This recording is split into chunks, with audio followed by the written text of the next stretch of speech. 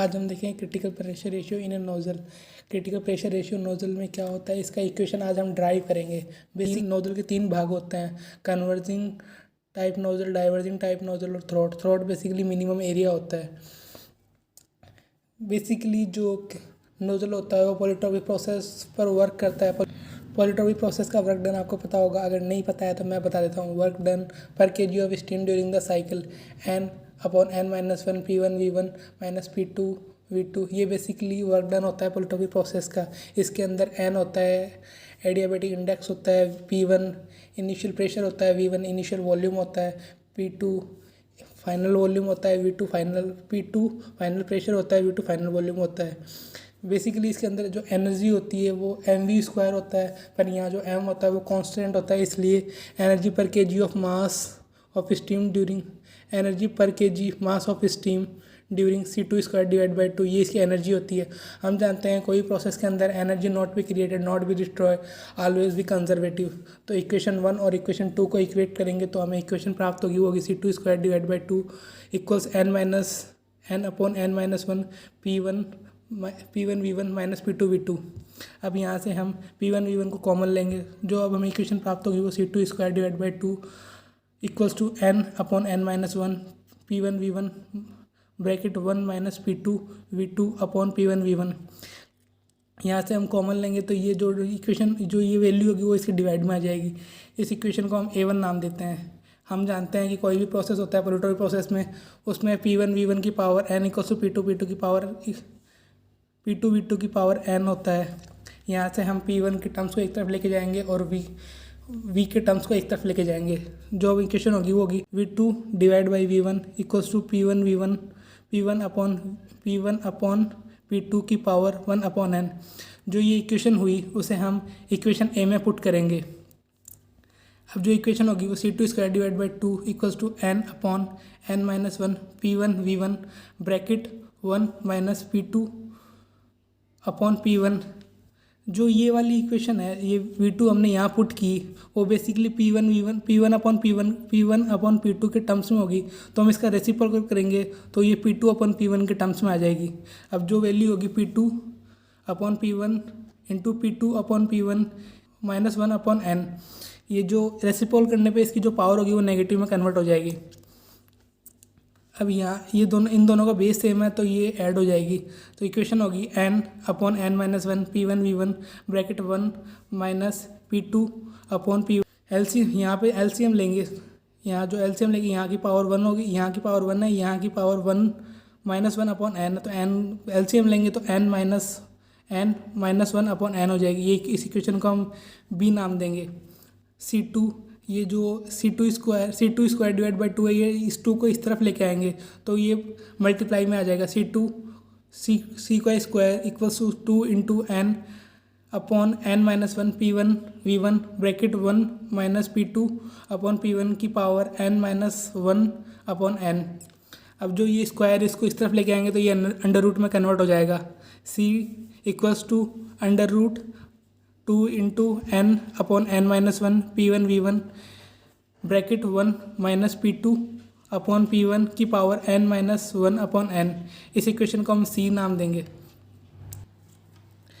जो हमें ये वैल्यू प्राप्त हुई C, उसे हम मास के टर्म्स में रखेंगे। इस वैल्यू को हम मास में कन्वर्ट करेंगे। तो मास क्या होता है, बेसिकली हम जानते हैं मास होता है रो डेंसिटी इंटू वॉल्यूम। अगर हम इसे पर यूनिट मास को पर यूनिट माने तो ये हो जाएगा density into volume upon time. Basically ये वॉल्यूम अपॉन टाइम डिस्चार्ज होता है। डिस्चार्ज को हम ए भी लिख सकते हैं, तो ρ × A × C हो गया। बेसिकली जो डेंसिटी होती है उसकी यूनिट मीटर/kg होती है, इसलिए हम इसे स्पेसिफिक वॉल्यूम भी लिख सकते हैं। तो मास पर यूनिट हो गया AC/V2 स्पेसिफिक वॉल्यूम यहाँ जो C होता है वो हम जानते हैं कि फाइनल वेलोसिटी होती है, इसलिए जो ये V होगा वो भी फाइनल वॉल्यूम होगा।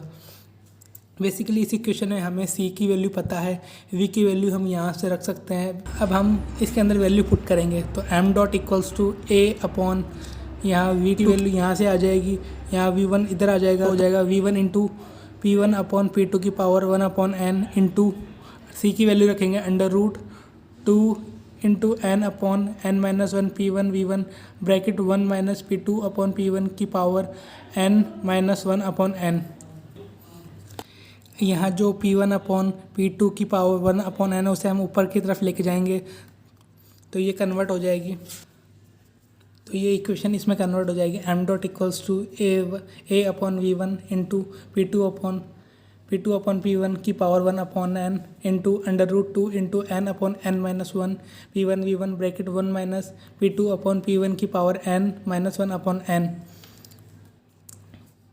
यहाँ से जो ये p two upon P one की पावर 1 अपॉन एन है उसे हम अंदर भेजेंगे तो अंदर भेजने पे ये इसकी पावर है वो डबल हो जाएगा। तो अब जो इक्वेशन होगी a upon v one bracket 2 into n upon N minus one p one v one bracket P two upon P one, यहाँ जो 1 है वो 2 हो जाएगा तो 2 upon N minus P two upon P one की power 2 upon n into p two upon P one की power n minus one upon n.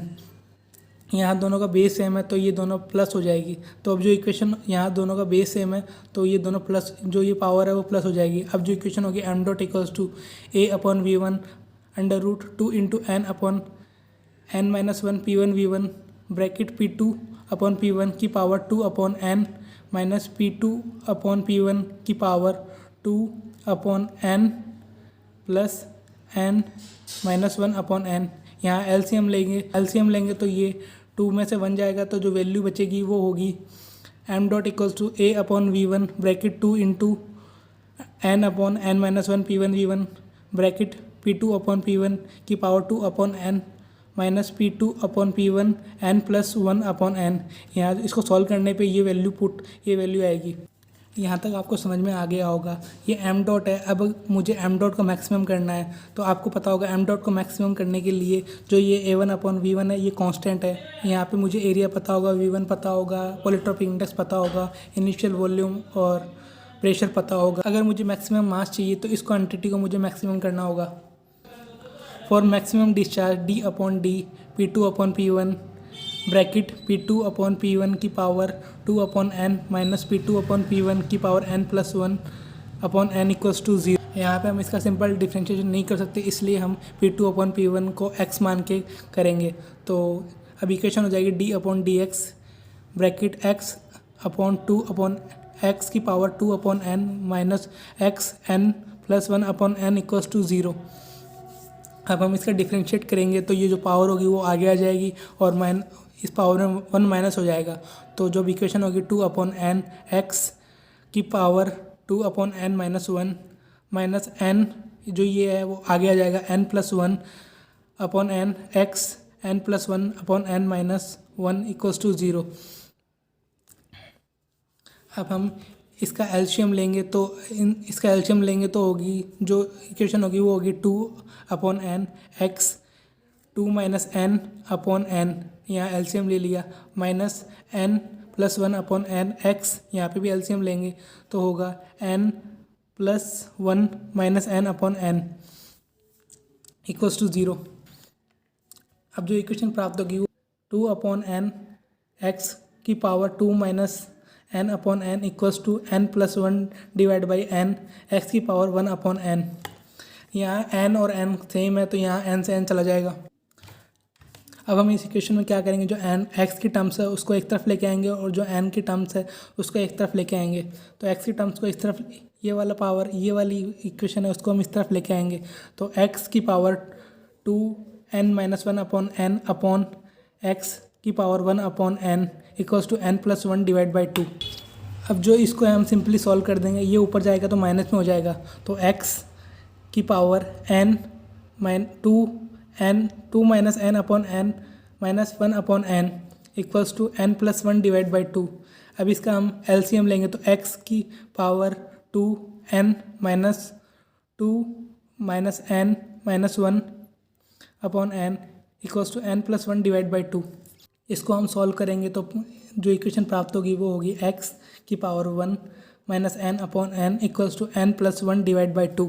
यहाँ पे जो इक्वेशन है उसके अंदर मैं माइनस कॉमन ले लेता हूँ तो जो वैल्यू आएगी वो होगी एक्स की power minus bracket -1 minus n upon N equals to n + 1 divide by 2। यहाँ पे जो माइनस है उसको अगर मैं मानता हूँ तो इसको मैं क्या लिखूँगा, 1 अपॉन एक्स की power n minus 1 upon N equals to n + 1 divide by 2। यहाँ से जो x की वैल्यू निकलेगी वो कितनी निकलेगी, x n minus 1 upon N equals to 2 upon n + 1। यहाँ से x की वैल्यू कितनी निकलेगी, 2 अपॉन n + 1 की power n plus n upon n minus 1। ये जो पावर होगी वो इस तरफ आके x की पावर होगी वो इस वैल्यू की पावर में आ जाएगी। तो जो x होगा, x equals to 2 upon n + 1 की power n upon n minus 1। यहाँ पे जो x था उसकी वैल्यू को हम पुट करेंगे तो x की वैल्यू क्या आती है, P2 upon P1 equals to 2 upon n + 1 की power n upon n minus 1। यही क्रिटिकल प्रेशर रेशियो का एक्सप्रेशन है। यहाँ जो ये P2 है वो क्रिटिकल प्रेशर है। ये बहुत इंपॉर्टेंट फार्मूला है, न्यूमेरिकल को सॉल्व करने में ये बहुत यूज़फुल रहता है। गाइस, अगर आपको डेरिवेशन अच्छा लगा है तो please like share and subscribe करें। Thank you.